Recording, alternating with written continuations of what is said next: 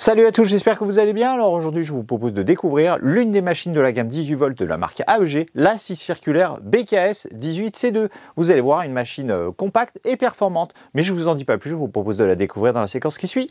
À tout de suite. Voici donc la scie circulaire en question, la BKS 18C2, donc une machine relativement compacte, puisqu'en fait c'est plutôt une machine de la catégorie des 165 mm, puisque c'est le diamètre de la lame. Elle est bien sûr compatible avec l'ensemble des batteries Pro Lithium-Ion de la marque AEG. Ça veut dire que vous pourrez réutiliser les batteries que vous possédez déjà si vous avez déjà des outils de la même gamme. En ce qui concerne la motorisation, sachez que cette scie circulaire est équipée d'un moteur classique, c'est-à-dire un moteur à charbon. Donc du coup, elle ne bénéficie donc pas des avantages du moteur brushless. Pour ce qui est du poids de cette machine, on est sur une scie circulaire qui pèse 1,146 kg. Ça, c'est bien sûr le poids de la scie circulaire sans la batterie.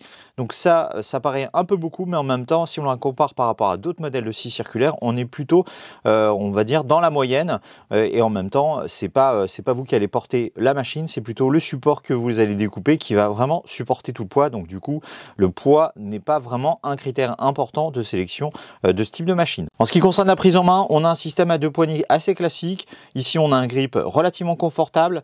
Les boutons tombent bien, notamment la gâchette et le bouton de sécurité qui est ici et qui peut être déclenché assez facilement, puisqu'en fait, pour rappel, la sécurité, elle permet d'éviter à la machine de se déclencher, au moteur de s'allumer inopinément, donc ce qui évite tout risque de se blesser. Et bien sûr, la deuxième poignée, très pratique et qui offre d'une part une bonne prise en main quand on tient bien la machine à deux mains, mais aussi ce qui évite de voir traîner l'autre main un peu n'importe où. Comme je vous le disais juste avant, cette machine est équipée d'une lame de 165 mm, c'est pas énorme, puisqu'en fait il existe des machines de 190 mm, mais elle propose quand même de pouvoir découper jusqu'à une profondeur de 57 mm à 90 degrés et jusqu'à 39,7 mm à 45 degrés. Et pour changer cette lame, on retrouve le bouton de blocage de l'arbre qui est présent ici, et derrière on a une petite clé ici qui est bien rangée et qui évite de la chercher partout. Bien sûr, c'est une clé Allen classique, mais du coup, au moins, elle est bien installée sur la machine. Comme ça, si vous voulez vraiment changer la lame, ça ne posera pas de problème. Vous n'aurez pas besoin de chercher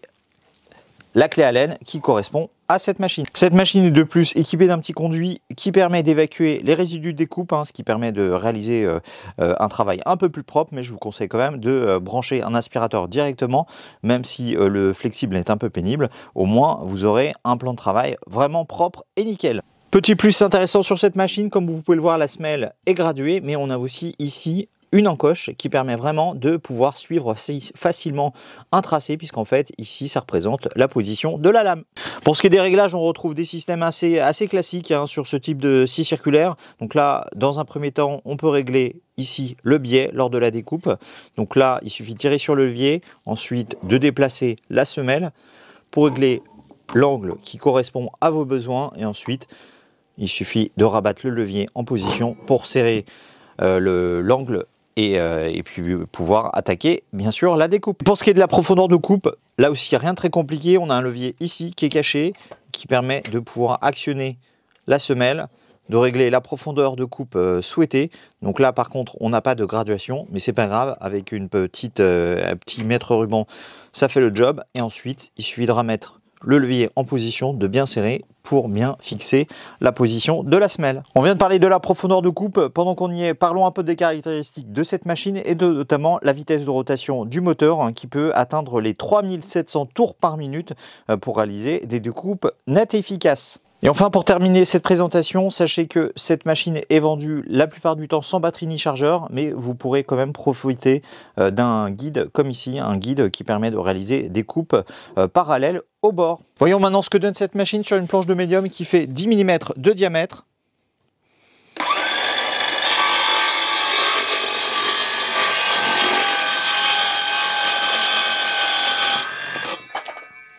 Vous voyez, une coupe rapide, nette et efficace. Et voyons maintenant sur une planche un peu plus épaisse, puisque là on est sur du 18 mm d'épaisseur. Voilà, je vais suivre le tracé que j'ai réalisé au préalable.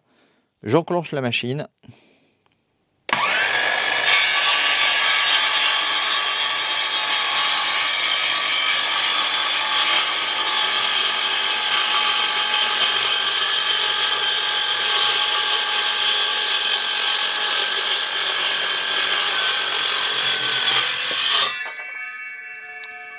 Donc comme vous pouvez le voir, un frein moteur relativement efficace puisqu'en fait la machine s'est arrêtée une fois que j'ai découpé, enfin que j'ai plutôt lâché la gâchette, et en termes de découpe, on est pas mal du tout. Comme vous avez pu le voir, les découpes sont nettes, rapides et efficaces. Vraiment, ce type de matériau et surtout ce type d'épaisseur n'a posé aucune difficulté à cette machine. Et pour rappel, la profondeur de coupe affichée pour cette machine est de 57 mm à 90 degrés. Donc là, on était sur du 18 mm. Donc franchement, on était largement en dessous de ses capacités. Comme je le disais tout à l'heure, cette machine est équipée d'un moteur classique. Ça veut dire que c'est plutôt un moteur à charbon. Donc du coup, à la différence d'un moteur brushless, donc du coup, elle ne bénéficie pas des avantages du moteur brushless. Donc ça positionne plutôt cette machine, on va dire entrée de gamme ou milieu de gamme chez AEG, qui propose d'ailleurs une gamme de scie circulaire beaucoup plus importante et notamment avec des machines équipées du moteur de dernière génération. Et pour ce qui est du prix, sachez que cette machine est vendue aux alentours de 170 €. Donc ça, c'est le prix de la machine nue, c'est-à-dire sans batterie ni chargeur, même si vous pourrez quand même profiter du kit parallèle qui vous fera gagner du temps lorsque vous réalisez des coupes parallèles à un bord déjà bien droit. Alors c'est vrai que 170 €, ça paraît un montant important, mais je vous garantis que ça reste un bon investissement, même si elle n'est pas équipée d'un moteur brushless de dernière génération. D'ailleurs, si ça vous intéresse, sachez qu'il existe un modèle légèrement au-dessus, avec environ 40 € de plus, puisqu'on est aux alentours de 209 €, la BKS 18 BL2, qui possède, elle, un moteur brushless à peu près de la même catégorie. D'ailleurs, si l'un de ces deux modèles vous intéresse, je vous mettrai les références de ces deux modèles avec les meilleurs vendeurs, en tout cas ceux qui proposent les meilleurs prix pour ces machines. Voilà, cette vidéo touche désormais à sa fin, j'espère qu'elle vous aura plu. N'hésitez pas à mettre un petit pouce bleu et à vous abonner à ma chaîne si ce n'est pas déjà fait. Et dans tous les cas, je vous dis à très bientôt pour une nouvelle vidéo. Salut!